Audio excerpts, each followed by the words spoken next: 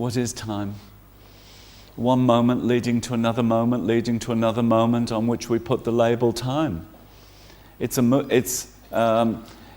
you talk about the definition of time, time is this moment leading to the next moment, leading to the next moment, leading to the next moment. And all those moments, then we put a label, seconds, minutes, hours. Does time exist? Yes, it does. Because we have a relationship with each other where we say, I'll see you at 7:30. So time must exist. It's not that time doesn't exist, but time is relative. You know, it's 9:45 here in Spain. In Maria's home, it's not 9:45. So time is relative to the globe, the sun. You know, there's many factors that make it a relationship. It's not an absolute. It's not that it is 9:45 in every part of the world, and so time is being experienced in exactly the same way. It's not like that. In America, it's, I think, dark, right? So it's evening or night, and people are going to bed. And so time is something relative in that one moment leads to the next moment, leads to the next moment, and we put a label on all these moments, minutes, hours, and this is a conventional truth. What we call a conventional truth. According to convention, we understand it. According to convention, you know, this is a cup, right? If I call it a television, you should worry. How do I know this is true or not? You know, Buddha talked about conventional truth. So he said, yes, you know, it's not real, but a petal of a flower, a singing bowl, a bottle of water. These are conventions. And so when you look for conventions, you're saying, is the basis conventionally able to be labeled in a particular way? So for instance, plastic bottle, is this able to be labeled in a particular way? Water bottle, plastic bottle, does it have the basis to be able to do that? So we can say, yes, it does. Because it's plastic, it contains water, it's got a top, etc. It has that ability to be labeled plastic bottle. So this is not a cup. So when we're talking about, do things really exist? On a conventional level, yes, they do. You exist, it exists, they exist. So in this way, you're not eradicating everything and saying nothing exists. Otherwise, then we go into a sort of fantasy land, isn't it? Alice in Wonderland, and what does really exist? You start to worry. Because we need that feeling of convention. Should we put effort in to get result? Should we work, you know, to make money? Does money really exist? This sort of thinking, it's like if you don't have conventional truth, you start to think nothing exists. But on a conventional level, you have a business, you have employees, you have to pay wages, they have to make money, that all exists.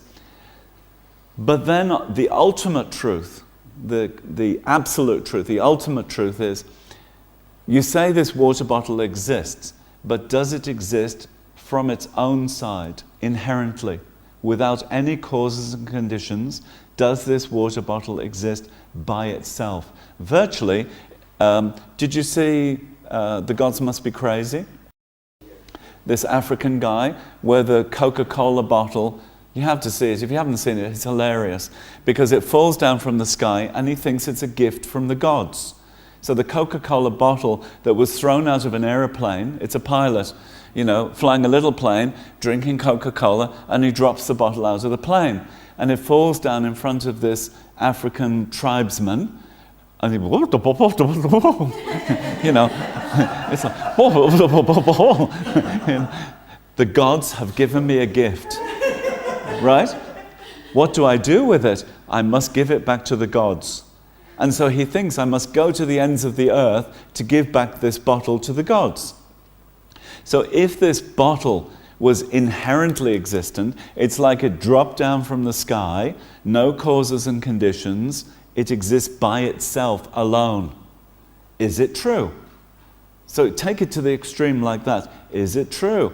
And then you think, well, of course not. It's manufactured. So in order to be manufactured, what do you need? A factory, people, raw product, a top, a label, water to put inside. Many, many parts go together in order to make this bottle of water. Many parts. Okay? So when we talk about water bottle, we usually have an idea of something complete. The water bottle with the water inside. But we don't necessarily analyze it. Fernando was saying this morning, we relate to many sentient beings, right? We should try and relate to all sentient beings, but we have a relationship with many sentient beings. When we use water, do we think of the number of sentient beings that produced the water? Do we think about it? We just think, money, I buy it. But say the people in the factory said, I don't want to do this job anymore. You know, I'm sick of this boss shouting at me. I'm leaving. And they all said, we're all leaving. So there's no water bottle factory anymore. There's no water anymore. And so you go to the shop and share one bottle of water and they say, no water. Why? Don't know, this factory just finished. So when we're drinking water, we don't think of the history. All the people involved in the making of this. Thank you very much. You know, how grateful I am that you put all this effort into making this for me. There's the action. You know, somebody visualized it. Water bottle, water. Somebody visualized it with a good motivation. I want to provide water for others. And then it had to be put into action. What do? Well, we have to manufacture a plant. We have to build a plant. We need people. How many people are we going to need? Where do we get the water from? What do we need to do to the water in order for it to be safe? This is all convention. But does it really exist in the way we think, like it just dropped down from the gods? No. Is it manufactured? Is it put together by many people and somebody's idea? Yes. So then, when you look for something existing by itself without a relationship, you can't find it. It has a relationship to many other beings. This room, this place, has a relationship with the guy who originally thought about it, and he thought, now what sort of room should this be? What sort of view? What should you see outside? He thought about it a lot in order to make this place. How many bricks are here? How much cement? How much iron? You know? So this building didn't just appear. Because of causes and conditions, it came together. And then we just use the building as if it's always been here. But one thing is, this building is constantly changing. It's not permanent. It's impermanent and changing. Because come back in 50 years, this building will not look like this. It's probably maybe fallen down, they've rebuilt it, whatever. But it's impermanent. And so what I think we need to do is develop a feeling that there are so many beings involved in our life that have given benefits to us. What should we do back? What should we give back? You know? So they're all giving to us in the sense of electricity, water, roads. We just think, I pay taxes. But say those people say, I don't want to work on the roads anymore. This is a horrible job. My boss keeps shouting at me, I'm not doing this anymore. And they go on strike, they leave. Then the power people say, I'm not happy about this, switch off the power. The water people say, you know, enough is enough, there's no power, there's no roads, we're also going on strike. So say all the people started leaving their jobs because they're not happy, well, what would be the effect on us? On all the services that we receive, but we don't even think about it. It's not even on our minds. Maria, she's a very good example. Maria goes down to the dining room to have a cup of coffee. Where does the coffee come from? It wasn't grown in Spain, right? It comes from a long way.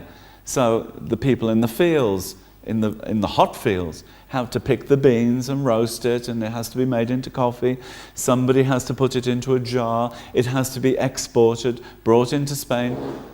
I think it's inconceivable how many people are involved in our lives. We never think about it, right? So I think once you start getting that feeling of interconnection, I move a little bit. Also, it moves other people a little bit. You know?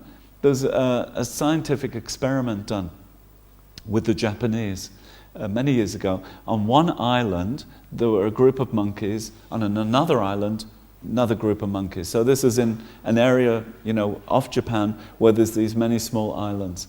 And they taught the monkeys to put the sweet potato that was growing on the island into a hot pool. So there was one of these thermal pools. They taught the monkeys to put the sweet potato into the hot pool and then peel it, right, to see what they could teach the monkey. But also they were watching monkeys on another island to see if it had any effect. The monkeys on another island had never boiled the sweet potato, had never peeled it. Within a short time of these monkeys being taught, monkeys on another island were putting the sweet potato into the hot water and peeling it. And the scientists couldn't understand how this could happen. The monkeys weren't going to the other island. It was like 50 kilometers away. They couldn't communicate, but in some way, something that they learned was passed on. So they say this is like ripples of positive energy, going out, that you get one person changing and it ripples out to many others. It's not that it goes one by one by one. And I think part of this is appreciating where you come from, your situation, So we talked yesterday about having a job, family, and all the rest of it. But now we're talking about broadening this feeling. What about we started considering the roads? We started considering the water, the buildings, etc. You start to get this feeling of an inconceivable number of people involved in your life. Inconceivable, right? Because also it goes into the past. It's not just the roads now. The roads were made in the past.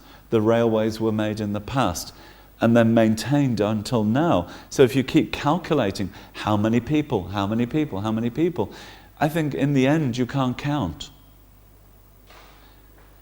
First of all, you have to get this feeling of connection, connectivity with others, right? So also we could talk about the mobile phone network. We feel that we're connected with others through the mobile phone network, but what does that require? Satellites, technology. Who did all of this? I mean, my generation, we didn't have mobile phones. We had, and it wasn't, excuse me, the black one where you dial the operator. I'm not that old. But we had phones, right? And then I can remember the first computers coming, because I bought the first computer from Dick Smith in Australia, and it was 32 Ks. You could type one sentence. I think it cost $1,000, So you type one sentence, and it came on the screen. That was all you could do. So I took it back. What's the point in this? It's a computer, right? So just the word, people wanted to buy the word, right? So I can remember that. And then those simple computers became more and more complicated until where we are now, we have a small computer that provides incredible functions. But whose idea is it? The mobile phone network, whose idea is it? It's an incredible idea, because you used to get stuck out in the country somewhere, you had to find a phone, And often people didn't have phones. So now we've got this global connectivity through the mobile phone network, through computers, through Skype, many different ways. This all relies on somebody creating it in their mind and then putting it into action. And then what it gives us is the benefits. But we may not think benefit. We may think, but they get paid for it. Right? But money isn't the only way that people receive reward. Many people get their reward from the creativity itself. They're not so interested in the money. They want to create something. So now, in order for us to create the appropriate feeling back, thank you very much, everybody, for what you've done. In order for us to create that connection and that correct feeling, we're grateful for what you've done, not you should have done it. Do you understand the feeling between the two? You should have made the roads because you got pay. You should have put the water in the bottle because you got paid for it. That's one attitude. And the other is, I'm extremely grateful that you did it. So looking at your world from the sense of gratefulness, gratitude. Not from the sense of, you should do it because you're paid, or why don't I have it? It's not fair.